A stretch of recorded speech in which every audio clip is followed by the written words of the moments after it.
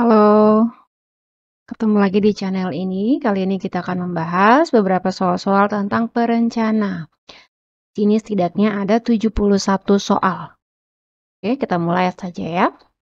Yang pertama,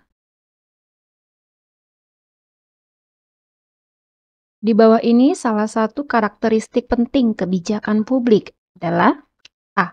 Ketergantungan, B. Subjektivitas, C. Artifisialitas, D. Dinamis, E. Objektif. Jawabannya adalah E. Objektif.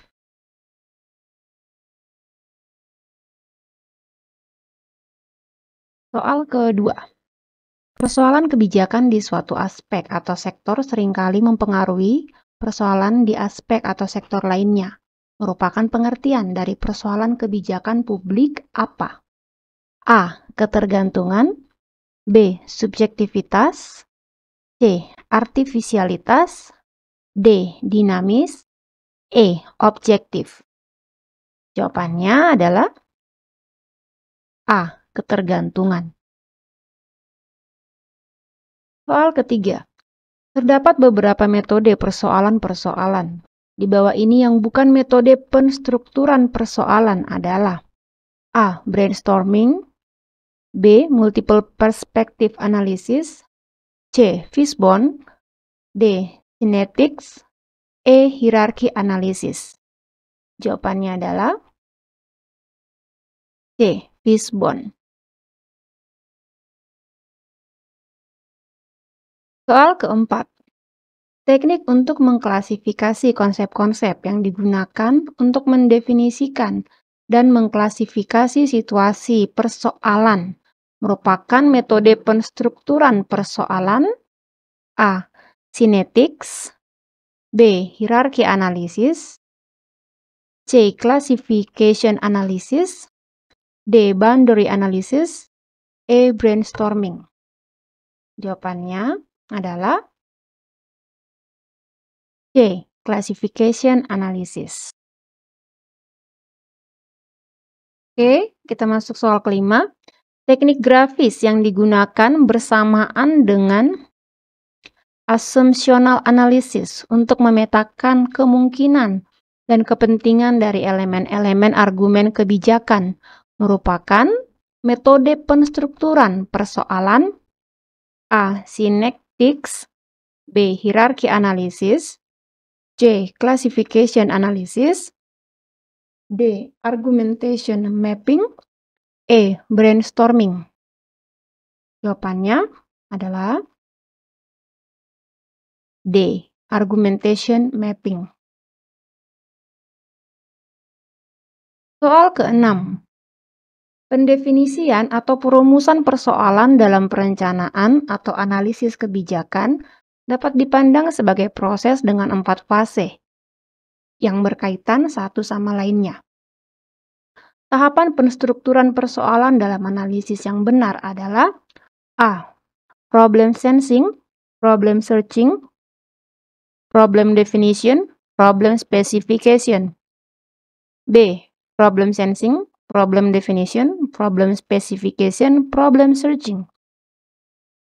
C.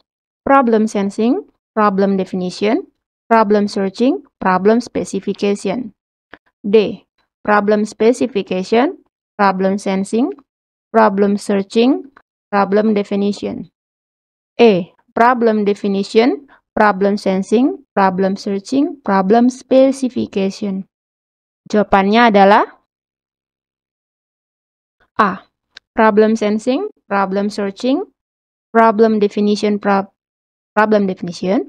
problem specification. Oke.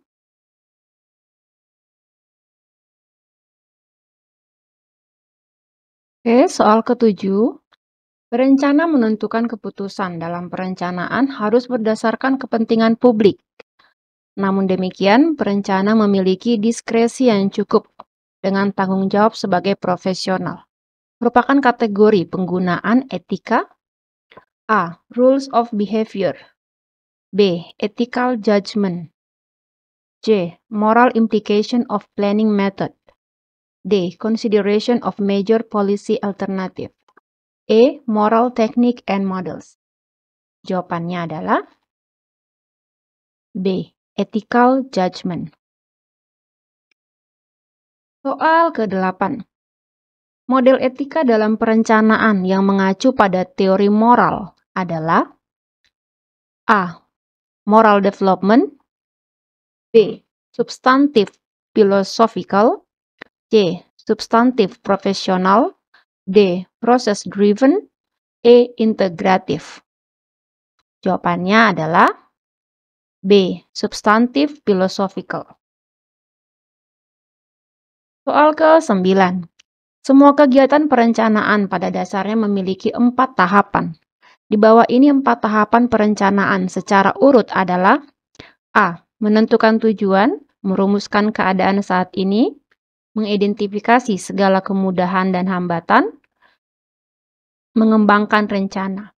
B. Merumuskan keadaan saat ini, menentukan tujuan, mengidentifikasi segala kemudahan dan hambatan, mengembangkan rencana. C. Merumuskan keadaan saat ini, menentukan tujuan, mengembangkan rencana, mengidentifikasi segala kemudahan dan hambatan. D. Merumuskan keadaan saat ini, mengidentifikasi segala kemudahan dan hambatan, mengembangkan rencana, menentukan tujuan. E. Menentukan tujuan, merumuskan keadaan saat ini, mengidentifikasi segala kemudahan dan hambatan, mengembangkan rencana. Jawabannya adalah A. Menentukan tujuan, merumuskan keadaan saat ini, mengidentifikasi segala kemudahan dan hambatan, mengembangkan rencana. Soal ke-10. Berbagai teoritisi manajemen telah memperkenalkan beberapa pendekatan dalam melakukan perencanaan, termasuk beberapa alat analisis atau model yang dapat digunakan untuk melakukan perencanaan. Di antara beberapa alat manajemen ini, yang bukan berguna melakukan perencanaan adalah A. Perencanaan dengan flowchart. B. Penjadwalan dengan flowchart dengan Gantt chart. C. Perencanaan dengan jaringan PERT. D. Perencanaan dengan melalui critical PERT. E. Perencanaan dengan fishbone. Jawabannya adalah D. Perencanaan dengan melalui critical path. Soal ke-11. Produk dari dokumen rencana kerja pembangunan nasional jangka panjang adalah A. RPJPN. B. RPNJP. C. PRJPD. D. RPJMN. E. RPJPP. Jawabannya adalah A. RPJPN. Soal ke-12. Berapa periode waktu pelaksanaan perencanaan pembangunan nasional jangka panjang?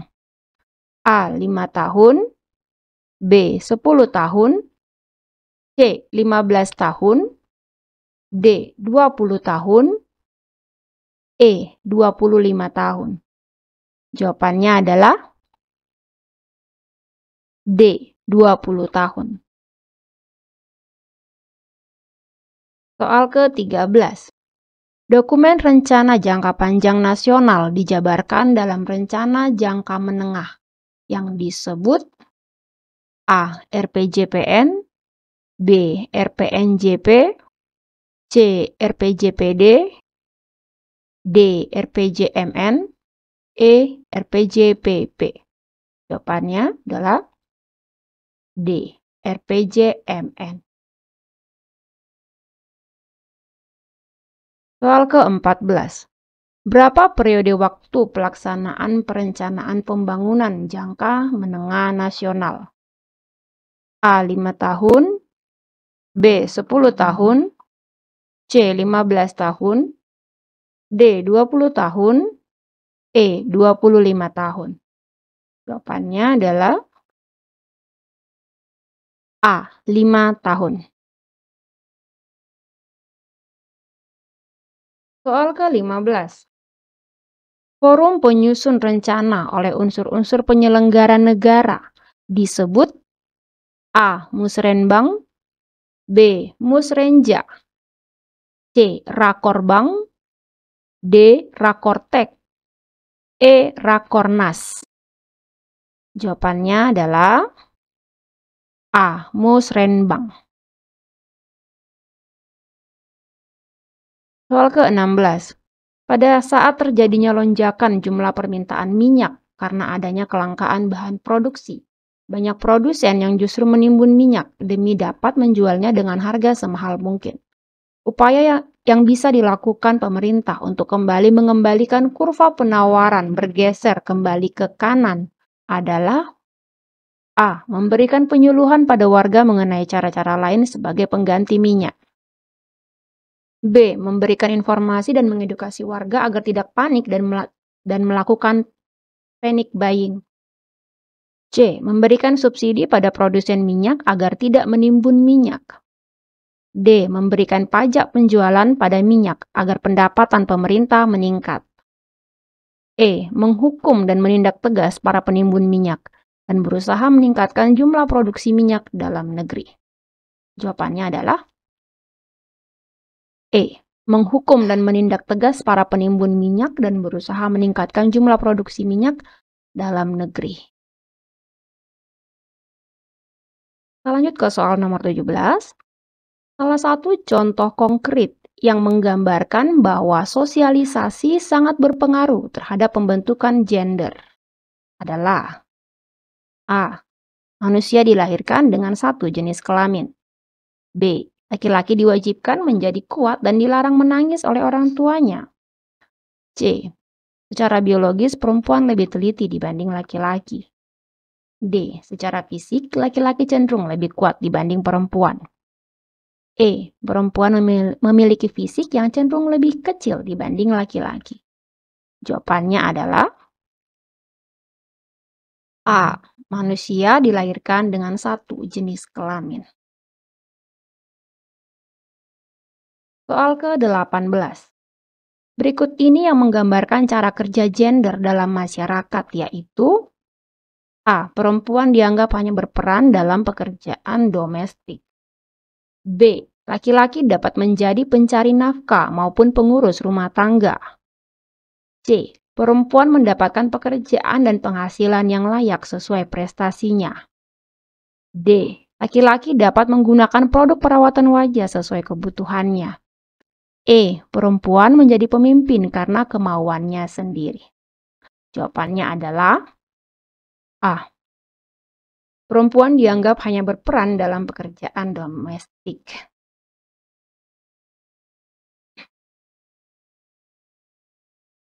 Soal ke-19.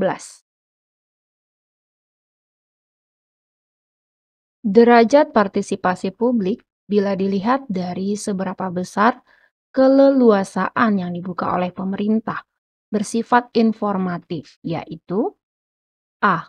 Sebuah pemerintahan daerah berada dalam derajat partisipasi yang sifatnya informatif apabila pemerintah sekedar mensosialisasikan dan menginformasikan apa saja yang menjadi rencana mereka dalam proses kebijakan. B. Variasi dan tingkat kedalaman partisipasi warga juga sangat dipengaruhi oleh seberapa kuat mereka diberi hak suara untuk mengungkapkan berbagai ide dan gagasan mereka. C. Kedalaman pelibatan publik dalam proses kebijakan sangat tergantung seberapa luas dan jauh ruang partisipasi yang disediakan oleh pemerintah daerah dan bisa diakses oleh warganya. D. Derajat partisipasi ini lebih tinggi dari sekedar informatif.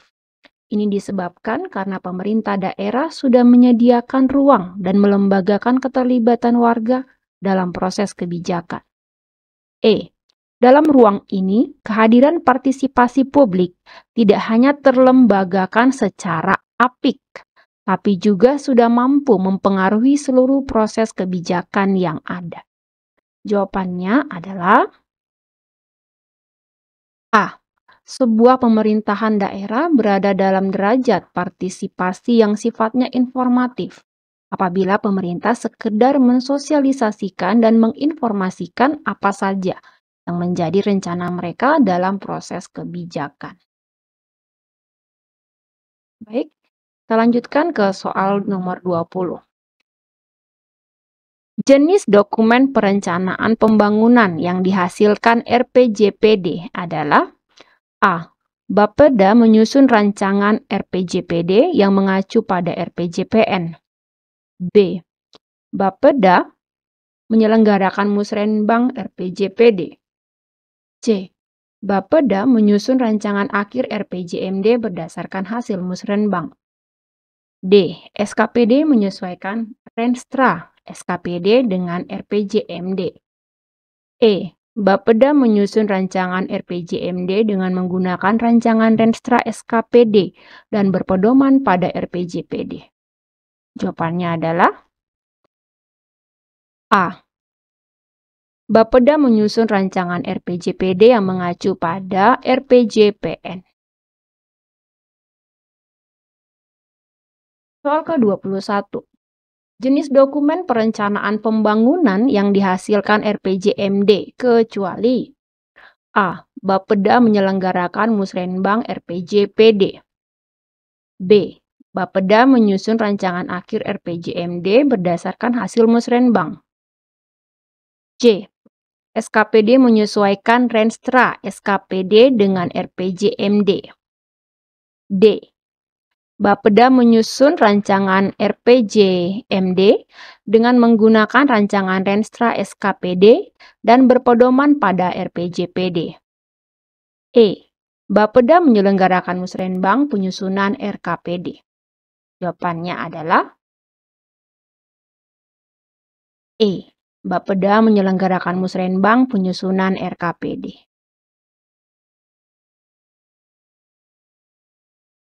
Soal ke-22. Merupakan dokumen perencanaan pembangunan yang dihasilkan RKPD, kecuali A. Bapeda menyiapkan rancangan awal RKPD sebagai penjabaran dari RPJMD dan mengacu pada RKP nasional. B. Bapeda menyelenggarakan musrenbang penyusunan RKPD. C. Bapeda menyusun rancangan akhir RKPD berdasarkan hasil musrenbang. D. SKPD menyesuaikan Renstra SKPD dengan RPJMD. E. Bapeda mengkoordinasikan penyusunan rancangan RKPD dengan menggunakan Renja SKPD. Jawabannya adalah D. SKPD menyesuaikan Renstra SKPD dengan RPJMD. Soal ke-23. Arti penting partisipasi masyarakat dalam perencanaan pembangunan dapat dikerangkai dalam tujuan sebagai berikut, kecuali A. Mempercepat terwujudnya kesejahteraan masyarakat. B. Menyesuaikan Renstra SKPD dengan RPJMD. C. Menjamin keterbukaan, akuntabilitas, dan kepentingan umum. D. Mendapatkan aspirasi masyarakat. E. Menciptakan rasa memiliki terhadap pemerintahan dan tanggung jawab pembangunan. Jawabannya adalah B. Menyesuaikan Renstra SKPD dengan RPJMD. Soal ke-24. Tujuan dari perencanaan tata ruang wilayah kabupaten adalah A. Sebagai matra keuangan dari pembangunan daerah. B. Sebagai dasar kebijaksanaan dan pokok pemanfaatan ruang di wilayah kabupaten. C. Mewujudkan ruang wilayah kabupaten yang memenuhi kebutuhan pembangunan dengan senantiasa berwawasan lingkungan. D. Sebagai alat untuk mengobservasi investasi yang dilakukan pemerintah, masyarakat, dan swasta. E. Sebagai pedoman untuk penyusunan rencana rinci tata ruang kawasan. Jawabannya adalah D. Mewujudkan ruang wilayah kabupaten yang memenuhi kebutuhan pembangunan dengan senantiasa berwawasan lingkungan.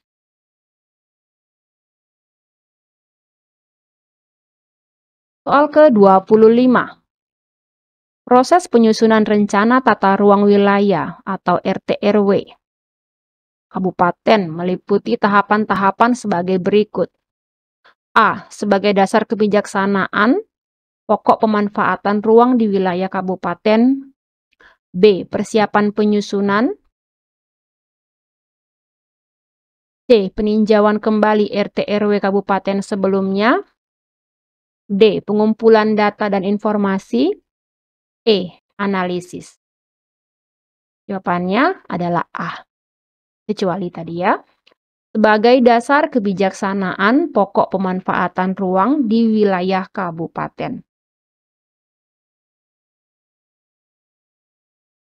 Soal ke-26. Aspek-aspek analis dalam penyusunan rencana tata ruang wilayah RT/RW adalah A. Kebijaksanaan pembangunan. B. Pemberian masukan dalam penentuan arah dan pengembangan. C. Pengidentifikasian berbagai potensi dan masalah pembangunan. D. Pemberian masukan dalam perumusan RT/RW kabupaten. E. Pemberian informasi atau pendapat dalam penyusunan strategi penataan ruang. Jawabannya adalah A. Kebijaksanaan pembangunan. Soal ke-27. Data yang dibutuhkan dalam analisis kebijakan pembangunan kecuali A. Garis-garis besar haluan negara atau GBHN. B. Program Pembangunan Nasional atau Propenas. C. Rencana Tata Ruang Wilayah Nasional atau RT/RWN. D. Rencana Tata Ruang Wilayah Provinsi atau RT/RWP. E. Kebijaksanaan Pembangunan. Jawabannya adalah E. Kebijaksanaan Pembangunan. Soal ke-28. Data dan atau yang dibutuhkan dalam penyusunan peta perekonomian adalah sebagai berikut. Kecuali A. Produk domestik regional bruto. B. Income per kapita. C. Program Pembangunan Nasional atau Propenas. D. APBD. E. Jumlah pengangguran. Jawabannya adalah C. Program Pembangunan Nasional atau Propenas. Soal ke-29. Dalam pembuatan peta perekonomian dibutuhkan data sumber daya manusia sebagai berikut, kecuali A. Jumlah pengangguran. B. Produk domestik regional bruto. C. Income per kapita. D. Ekosistem wilayah. E. APBD. Jawabannya adalah D. Ekosistem wilayah. Soal ke-30. Tugas jabatan fungsional perencana kecuali A. Menyiapkan. B. Mengkaji. C. Merumuskan kebijakan. D. Menyusun rencana. E. Adopsi dan legitimasi. Jawabannya adalah E. Adopsi dan legitimasi. Soal ke-31. Tahapan perencanaan dalam penetapan rencana adalah A. RPJP NAS dengan undang-undang dan RPJP daerah dengan RPJP nasional dengan undang-undang dan RPJP daerah dengan perda. B. Rancangan akhir rencana pembangunan. C. Dilakukan oleh masing-masing pimpinan SKPD. D. Musyawarah perencanaan pembangunan. E. Hasil evaluasi menjadi bahan bagi penyusunan rencana pembangunan daerah untuk periode berikutnya. Jawabannya adalah A. RPJP nasional dengan undang-undang dan RPJP daerah dengan RPJP nasional dengan undang-undang dan RPJP daerah dengan perda. Soal ke-32. Rencana Pembangunan Jangka Panjang yang selanjutnya disingkat RPJP adalah A. Dokumen perencanaan untuk periode 20 tahun yang memuat visi, misi, dan arah pembangunan. B. Dokumen perencanaan untuk periode 5 tahun yang merupakan penjabaran dari visi, misi, dan program presiden dan memuat strategi pembangunan nasional, kebijakan umum. C. Dokumen perencanaan kementerian atau lembaga untuk periode 5 tahun. D. Dokumen perencanaan kementerian lembaga untuk periode 1 tahun. E. Dokumen perencanaan nasional untuk periode 1 tahun. Jawabannya adalah A. Dokumen perencanaan untuk periode 20 tahun yang memuat visi, misi, dan arah pembangunan. Soal ke-33. Pengelolaan keuangan daerah diwujudkan dalam A. APBN, B. APBD, C. Penerimaan daerah, D. Keuangan daerah, E. Pengelolaan keuangan daerah. Jawabannya adalah B. APBD. Baik, lanjut soal nomor 34. Perencanaan dan penganggaran daerah adalah A. Daerah tingkat 1 yaitu provinsi dan daerah tingkat 2 yaitu kabupaten atau kota madya. Beberapa peraturan lainnya yang menjadi dasar pelaksanaan pengelolaan keuangan. B. Elemen penting di dalam siklus pengelolaan keuangan daerah atau PKD. Untuk memahami seluk-beluk aktivitas perencanaan dan penganggaran tersebut, tentunya tidak terlepas dari pembahasan mengenai kerangka hukum yang menjadi dasar dalam pengelolaan keuangan daerah. C. Pinjaman, baik pinjaman pemerintah daerah, Pemda, maupun pinjaman BUMD, diperhitungkan sebagai pendapatan pemerintah daerah yang dalam struktur APBD. D. Unsur-unsur yang terlibat dalam penyusunan APBD adalah pemerintah daerah, yang terdiri atas kepala daerah dan DPRD saja, belum melibatkan masyarakat. E. Daerah beserta perangkat lainnya. Pemerintah daerah adalah badan eksekutif. Jawabannya adalah B. Elemen penting di dalam siklus pengelolaan keuangan daerah atau PKD. Untuk memahami seluk-beluk aktivitas perencanaan dan penganggaran tersebut tentunya tidak terlepas dari pembahasan mengenai kerangka hukum yang menjadi dasar dalam pengelolaan keuangan daerah. Soal ke-35.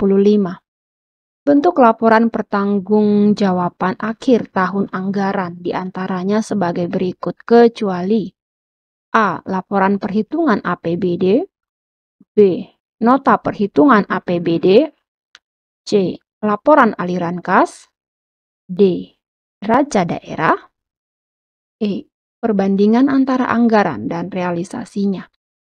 Jawabannya adalah E. Perbandingan antara anggaran dan realisasinya.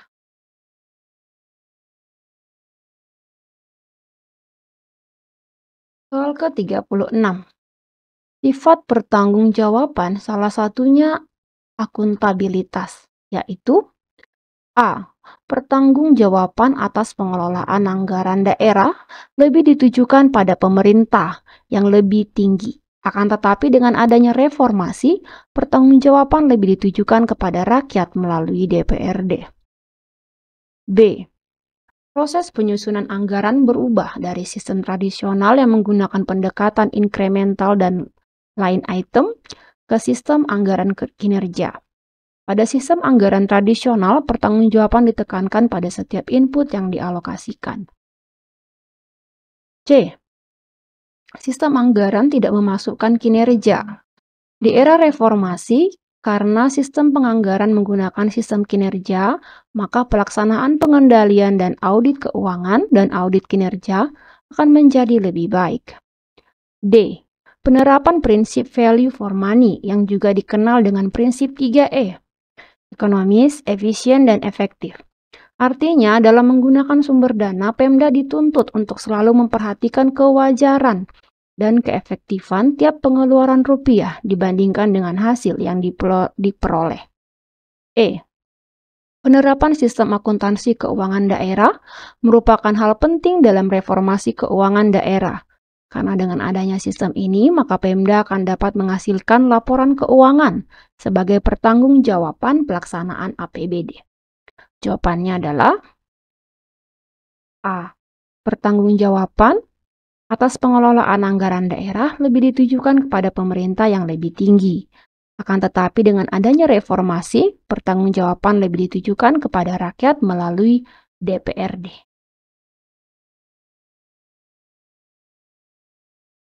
Soal ke-37.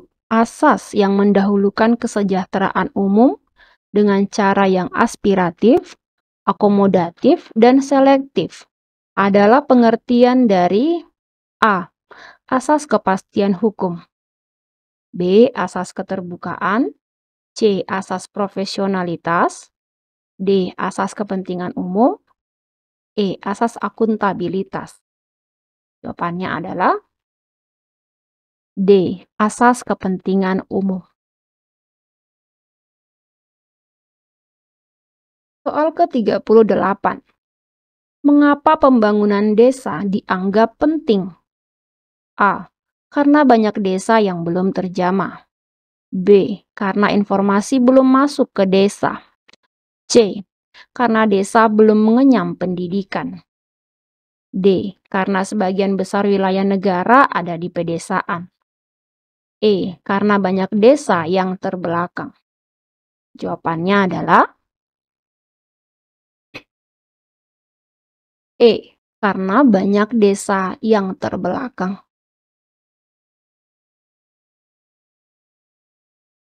Soal ke-39. Tujuan dari analisis sosial dan ekonomi dalam pengembangan kota adalah A. Untuk mengeksploitasi sumber daya. B. Untuk menggali potensi warganya.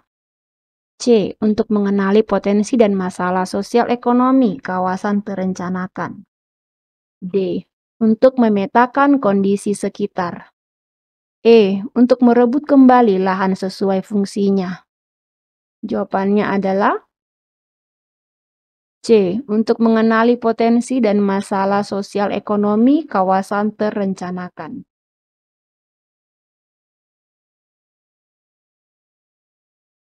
Soal ke-40. Adapun tahapan penyusunan Renstra sebagai berikut, kecuali A. Penataan, B. Pengusulan awal, C. Teknokratik, D. Penetapan Renstra, E. Politik. Jawabannya adalah A. Penataan. Soal ke-41. Fungsi RPJMD adalah A. Penjabaran dari visi, misi, dan program KDH dengan berpedoman pada RPJPD serta memperhatikan RPJMN. B. Dokumen perencanaan pembangunan nasional untuk periode 5 tahun. C. Pegangan seorang guru dalam mengajar di dalam kelas. D. Dokumen perencanaan SKPD untuk periode 1 tahun. E. Perencanaan pada unit organisasi terendah dan terkecil di pemerintah daerah. Jawabannya adalah A. Penjabaran dari visi misi dan program KDH dengan berpedoman pada RPJPD serta memperhatikan RPJMN. Soal ke-42. Dokumen anggaran yang dibuat oleh sekretaris daerah untuk disampaikan kepada kepala daerah untuk pedoman dalam penyusunan APBD berdasarkan Rencana Kerja Prioritas Daerah atau RKPD. Hasil musyawarah perencanaan pembangunan adalah A. KUA dan PPAS, B. KUA dan LKPS, C. KUA dan APAS, D. KUA dan EPES, E. KUA, dan OKPS? Jawabannya adalah A. KUA dan PPAS. Soal ke-43. Konflik yang terjadi karena kekecewaan individu atau kelompok atas tuntutannya adalah A. Konflik realistis, B. Konflik non-realistis, C. Konflik in-group, D. Konflik antara satuan nasional, E. Konflik antara. Jawabannya A. Konflik realistis. Soal ke-44. Metode yang tepat untuk menganalisa perencanaan tata kota adalah A. International Resource Analysis, B. Local Resource Analysis, C. Regional Resource Analysis, D. National Resource Analysis, E. City Resource Analysis. Jawabannya adalah C. Regional Resource Analysis. Soal ke-45. Dampak negatif dari konflik sosial adalah A. Mempererat persatuan bangsa, B. Keretakan atau kerenggangan hubungan antar anggota kelompok, C. Memunculkan tindak kriminal, D. Meningkatkan kemiskinan, E. Membuat orang memiliki motif untuk korupsi. Jawabannya adalah B.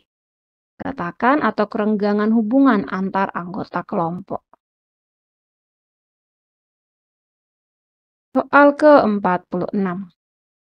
Merupakan indikator yang menunjukkan tingkat ketimpangan pendapatan secara menyeluruh. Disebut A. Koefisien Giro, B.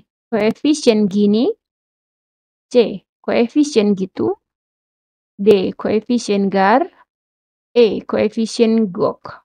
Jawabannya B. Koefisien Gini. Soal ke-47. Berikut adalah 3 aspek identifikasi dan tahapan pelaksanaan pembangunan. A. Identifikasi potensi masalah, program, urutan prioritas pelaksanaan. B. Identifikasi potensi masalah, program, biaya. C. Identifikasi potensi sumber daya alam, program, urutan prioritas pelaksanaan. D. Identifikasi potensi sumber daya manusia, urutan prioritas pelaksanaan. E. Identifikasi potensi masalah, program, urutan prioritas perencanaan. Jawabannya adalah A. Identifikasi potensi masalah, program, urutan prioritas pelaksanaan. Soal ke-48. Berikut adalah contoh pergeseran struktur ekonomi. A. Kepadatan penduduk rendah. B. Padatnya penduduk di kota dibanding di desa. C. Banyaknya hewan ternak berbanding lahan yang ada. D. Berkembang pesatnya industrial. E. Banyaknya warga yang mau jadi TKW. Jawabannya adalah B. Padatnya penduduk di kota dibanding di desa. Soal ke-49. Kawasan terencanakan untuk mengembangkan suatu komoditas atau kegiatan ekonomi tertentu dapat menggunakan metode analisa A. Comparative advantage, B. Composition advantage, C. Consumer advantage, D. Compressor advantage, D. E. Compressor advantage. Jawabannya A. Comparative advantage. Soal ke-50. Dalam usaha untuk meningkatkan kualitas hidup, setiap nilai perlu ditambahkan. Nilai tambah atau added value yang dapat diciptakan melalui indikator berikut, kecuali A. Kemampuan dalam pengelolaan lahan. B. Kemampuan dalam akses informasi. C. Pelayanan kredit. D. Fasilitas pelayanan lain. E. Estetika dalam bangunan. Jawabannya adalah E. Estetika dalam bangunan. Soal ke-51. Renstra adalah A. Dokumen perencanaan 5 tahunan kementerian atau lembaga atau SKPD. B. Rencana program atau kegiatan dari persandingan usulan dari masyarakat dengan usulan dari tingkat SKPD. C. Agenda tahunan di mana warga saling bertemu mendiskusikan masalah yang mereka hadapi. D. Merupakan aplikasi yang dibangun oleh Dinas Komunikasi dan Informatika. E. Keuangan daerah yang berdasarkan pada asas efisiensi, ekonomis, efektif, transparan, akuntabel, dan auditabel. Jawabannya adalah A. Dokumen perencanaan 5 tahunan kementerian lembaga atau SKPD. Soal ke-52. Pertumbuhan ekonomi dapat diukur dengan A. Bertambahnya nilai pajak. B. Bertambahnya pendapatan domestik bruto. C. Bertambahnya jenis macam pencaharian yang baru. D. Larisnya kendaraan di pasar. E. Berkurangnya pengguna BPJS. Jawabannya adalah B. Bertambahnya pendapatan domestik bruto. DAU adalah A. Dana aparatur umum. B. Dana anggaran umum. C. Dana akulturasi umum. D. Dana akibat umum. E. Dana alokasi umum. Jawabannya adalah E. Dana alokasi umum. Soal ke-54. Menurut Surjono Sukanto, konflik adalah A. Proses sosial yang terjadi karena adanya perbedaan-perbedaan kebudayaan dan perilaku. B. Suatu proses sosial di mana individu atau kelompok memenuhi tujuannya dengan menantang pihak lawan. C. Sebuah perjuangan untuk memperoleh hal-hal yang langka. D. Sebuah perjuangan yang bersangkutan dengan nilai-nilai atau tuntunan terhadap status. E. Sebuah interaksi antara dua atau lebih dan kedua pihak tersebut saling ketergantungan. Jawabannya adalah A. Proses sosial yang terjadi karena adanya perbedaan-perbedaan kebudayaan dan perilaku.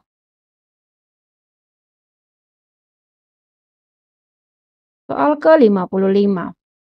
Kelanjutan metode pembobotan klasik. Metode ini cocok diterapkan pada perencanaan pembangunan wilayah yang bersifat multi-objectives, planning, dan terkadang tidak sejalan. Ini disebut metode A. Goals Objectives Artificial Matrix atau GOAM. B. Goals Objective Achemic Matrix atau GOAM. C. Goals Objective Accord Matrix atau GOAM.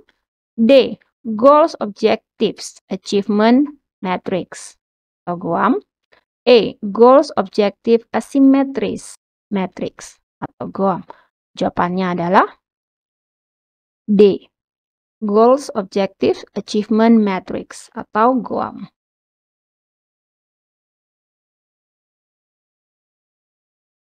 Soal ke-56. Berikut merupakan metode analisa ekonomi untuk mengukur spesialisasi relatif pada sektor atau kegiatan tertentu di kawasan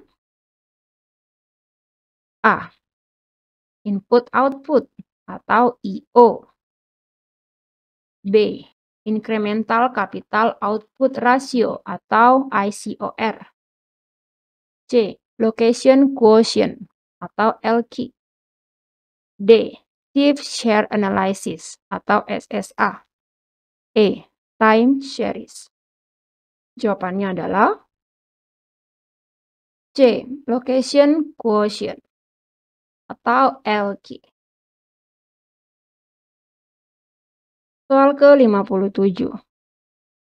Teori pembangunan menurut Adam Smith adalah A. Kenaikan output yang disebabkan oleh perkembangan ekonomi. B. Nilai tambah adalah nilai yang diperoleh pengusaha sebagai keuntungan dari modal sebagai investasi. C. Apabila pertumbuhan ekonomi nasional dipengaruhi oleh permintaan, modal, dan investasi. D. Bagaimana manusia meraih pendapatan sekaligus menggunakannya. E. Pertambahan populasi penduduk akan berdampak pada pertumbuhan dan perkembangan perekonomian. Jawabannya adalah E. Pertambahan populasi penduduk akan berdampak pada pertumbuhan dan perkembangan perekonomian. Soal ke-58. Apa yang dimaksud dengan nawacita? A. 2 prioritas pembangunan 2 tahun ke depan. B. 5 prioritas pembangunan 5 tahun ke depan. C. 6 prioritas pembangunan 2 tahun ke depan. D. 7 prioritas pembangunan 5 tahun ke depan. E. 9 prioritas pembangunan 5 tahun ke depan. Jawabannya adalah E. 9 prioritas pembangunan 5 tahun ke depan. Soal ke-59. Apa yang akan terjadi jika nilai PDB meningkat? A. PDB meningkat, maka pajak akan menurun. Maka pendapatan per kapita juga menurun. B. PDB meningkat, maka pajak akan meningkat. Pendapatan per kapita semakin tinggi. C. PDB menurun, pajak akan meningkat. Pendapatan per kapita semakin tinggi. D. PDB menurun, pajak menurun, dan pendapatan per kapita menurun. E. PDB meningkat, pajak menurun, pendapatan per kapita menurun. Jawabannya adalah B. PDB meningkat, maka pajak akan meningkat. Pendapatan per kapita semakin tinggi. 10. Negara yang ingin menciptakan demokrasi seluas-luasnya seperti kesempatan mendapatkan lapangan pekerjaan, penguasaan teknologi, pendidikan, disebut sebagai A. Welfare State. B. Liberalism State. C. Social State. D. Democracy State. Jawabannya adalah A. Welfare State. Soal ke-61. Penanganan konflik mencerminkan asas sebagai berikut, kecuali A. Sosial, diskriminasi, dan solvabilitas. B. Kemanusiaan, hak asasi manusia, kebangsaan, kekeluargaan, kebineka tunggal ikaan. C. Keadilan, kesetaraan gender, ketertiban dan kepastian hukum 33%. D. Keberlanjutan, kearifan lokal, tanggung jawab negara. E. Tanggung jawab negara, partisipatif, tidak memihak, tidak membeda-bedakan. Jawabannya adalah A. Sosial, diskriminasi, dan solvabilitas. Soal ke-62. Penanganan konflik bertujuan sebagai berikut, kecuali A. Menciptakan kehidupan masyarakat yang aman, tentram, damai, dan sejahtera. B. Memelihara kondisi damai dan harmonis dalam hubungan sosial kemasyarakatan. C. Menciptakan kehidupan ekonomi yang baru dan penuh persaingan. D. Memelihara keberlangsungan fungsi pemerintahan. E. Memulihkan kondisi fisik dan mental masyarakat serta sarana dan prasarana umum. Jawabannya adalah C. Menciptakan kehidupan ekonomi yang baru dan penuh persaingan. Soal ke-63. Kemiskinan adalah kondisi sosial ekonomi seseorang yang tidak terpenuhi hak dasarnya untuk mempertahankan kehidupannya. Kemiskinan dominan terjadi di pedesaan suatu wilayah. Ada beberapa cara untuk mengukur kemiskinan di suatu wilayah. Salah satunya adalah A. Indeks Gini, B. Indeks harga konsumen, C. Indeks harga produsen, D. Headcount Index, E. Kurva Lorenz. Jawabannya adalah D. Headcount Index. Soal ke-64. Manakah di antara pernyataan di bawah ini yang benar mengenai keterkaitan antara pertumbuhan ekonomi, kemiskinan, dan distribusi pendapatan?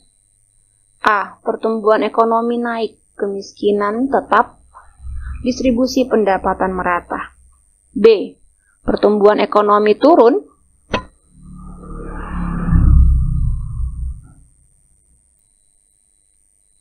kemiskinan naik, distribusi pendapatan merata. C. Pertumbuhan ekonomi naik, kemiskinan menurun, distribusi pendapatan merata.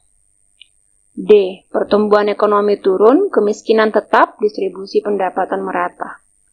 E. Pertumbuhan naik, kemiskinan turun, distribusi pendapatan tidak merata. Jawabannya adalah C. Pertumbuhan ekonomi naik, kemiskinan menurun, distribusi pendapatan merata. Soal ke-65. Bagian dari belanja negara yang dialokasikan dalam anggaran pendapatan dan belanja negara kepada daerah dan desa dalam rangka mendanai pelaksanaan urusan yang telah diserahkan kepada daerah dan desa, atau disebut juga A. APBD, B.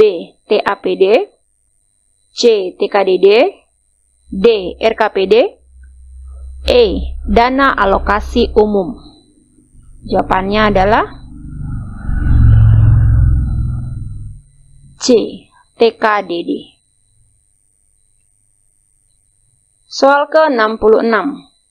Di dalam postur APBN terdapat keseimbangan primer dan keseimbangan umum. Keseimbangan umum memiliki keterangan tambahan yaitu defisit atau surplus. Yang menjadi pertanyaannya adalah berapakah batas maksimal persentase defisit di APBN dari PDB? A. 1%, B. 2%, C. 3%, D. 4%, E. 5%. Jawabannya adalah C. 3%. Soal ke-67. Jika di suatu negara terjadi penurunan jumlah uang yang beredar, penawaran akan suatu barang meningkat dan permintaan akan suatu barang menurun. Kebijakan apa dan langkah apa yang dapat diambil pemerintah untuk menanggulangi permasalahan negara tersebut? A. Kontraktif dengan menaikkan suku bunga, menjual SB, menaikkan CAD, maksudnya cadangan kas, dan memperketat syarat kredit. B. Kontraktif dengan menurunkan suku bunga, membeli SB, menurunkan cadangan kas, dan melonggarkan syarat kredit. C. Ekspansif dengan menaikkan suku bunga, menjual SB, menaikkan cadangan kas, dan memperketat syarat kredit. D. Ekspansif dengan menurunkan suku bunga, membeli SB, menurunkan cadangan kas, dan melonggarkan syarat kredit. E. Menjalankan keduanya. Jawabannya adalah D. Ekspansif dengan menurunkan suku bunga, membeli SB, menurunkan cadangan kas, dan melonggarkan syarat kredit. Soal ke-68. Manakah di antara pernyataan di bawah ini yang benar mengenai keterkaitan antara pertumbuhan ekonomi, kemiskinan, dan distribusi pendapatan? A. Pertumbuhan ekonomi naik, kemiskinan tetap, distribusi pendapatan merata. B. Pertumbuhan ekonomi turun, kemiskinan naik, distribusi pendapatan merata. C. Pertumbuhan ekonomi naik, kemiskinan menurun, distribusi pendapatan merata. D. Pertumbuhan ekonomi turun, kemiskinan tetap, distribusi pendapatan merata. E. Pertumbuhan naik, kemiskinan turun, distribusi pendapatan tidak merata. Jawabannya adalah C.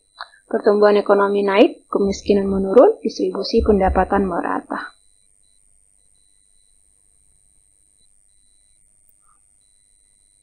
Soal ke-69.